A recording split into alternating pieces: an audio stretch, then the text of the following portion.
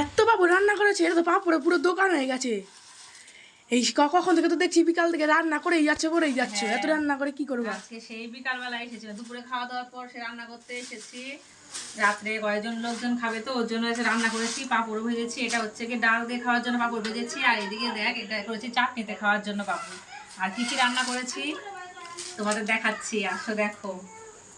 এখানে দেখো এটা খাসির মাংস, আর এখানে আছে বাটা মাছ সর্ষে দিয়ে করেছি। এটা যে মসুরির ডাল, অন্ধকার অন্ধকার একটু ভালো দেখা যাচ্ছে না। আর এখানে আছে চাটনি, তার সাথে এই পাঁপড় তো আছেই। এই হচ্ছে আজকে রাত্রের খাওয়া দাওয়া।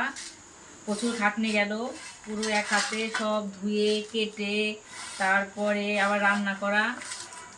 এখন কখন আসবে, যাই হোক খাওয়ার সময় হয়ে গেল। আমি এদিকে গোছগাছ করে নেই, খাওয়ার সময় হয়ে যাবে, তারপরে আমরা খাবো। টাটা।